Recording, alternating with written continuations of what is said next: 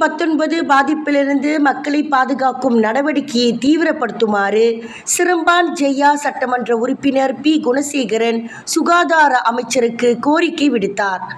இவ்வாண்டு மலேசியா தனது முதல் கோவிட்-19 மரணத்தை பதிவு செய்துள்ளது குறித்து கருத்துரைத்த அவர், இதனை அலட்சிய போக்காக கொள்ள வேண்டாம் என்றும் எச்சரித்தார்.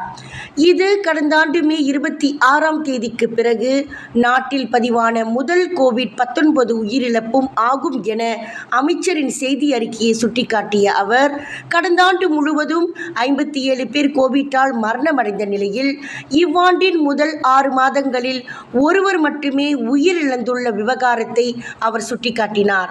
இவ்வாண்டு இதுவரையில் 21,738 கோவிட் தொற்று சம்பவங்கள் பதிவாகியுள்ளதும் குறிப்பிடத்தக்கது என குறிப்பிட்ட அவர், இவ்விவகாரத்தில் பொதுமக்கள் விழிப்புடன் இருக்குமாறும் குணா அறிவுறுத்தினார். அதேவேளை சுகாதார அமைச்சு அரசு மருத்துவமனைகளில் அதற்கான மருத்துவ சிகிச்சை முறைகளை முன்னோக்கி அதன் பாதுகாப்பு நிலை நிறுத்தும் நடவடிக்கைகள் விரிவுபடுத்துமாறும் அவர் கேட்டுக்கொண்டார். வணக்கம். சலாம் மலேசியா மடானி, சலாம் பிரிசே முஃபகாட் சஜத்ரா. அதாவது இப்போ என்ன கேள்விப்படுறோம்னா, கோவிட்-19 பெண்டமிக் கோவிட்-19 தொற்று திருப்பி பரவுவதாக சொல்கிறாங்க. அதை உடனடியாக அதுக்குள்ள அமைச்சர், அதாவது கசியாத்தனோட அமைச்சர் நல்ல நடவடிக்கை எடுத்துடணும். ஏற்கனவே நம்ம 2019 2023 வரைக்கும் பெரிய ஒரு பாதிப்பை நம்ம மாநிலமும் நாடும் பார்த்துச்சு. அதே சமயத்தில் உலக அளவில் இந்த பிரச்சனையை எதிர்நோக்குனாங்க. அதனால எத்தனையோ பேர் வியாபாரத்திலிருந்து எல்லாம் அவங்க ரொம்ப பிரச்சனை ஆயிட்டாங்க. அதே நோய் வாய்ப்பட்டு எத்தனையோ பேர் மரணத்துக்கும் ஆயிட்டாங்க.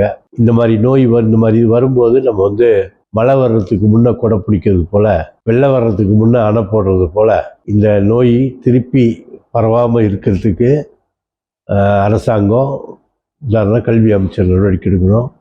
எந்த நாட்டில் இந்த மாதிரி ஒரு கொடூரமான நோய்ங்க, விஷக்கிருமிங்க பிரச்சனைகளாக இருக்கிற நாட்டில் உள்ளவங்க ஒரு கால் மலேசியாவுக்கு வராங்கன்னா அவங்கள ரொம்ப சீரியஸாக அதை பரிசோதிக்கணும்.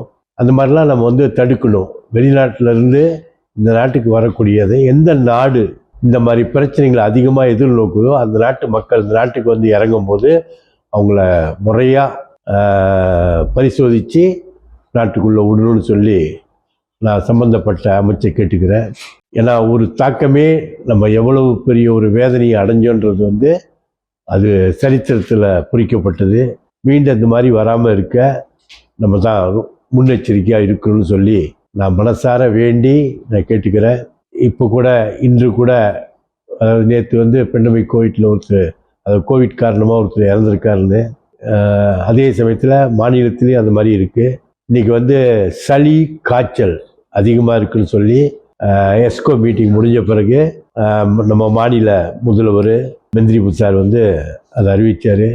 இதெல்லாம் மருத்துவமனைக்கு வர்றவங்கள முறையாக கவனித்து அதுக்குள்ளே உடனே மருந்து கொடுத்து அவங்களுக்கு குணப்படுத்தணும்.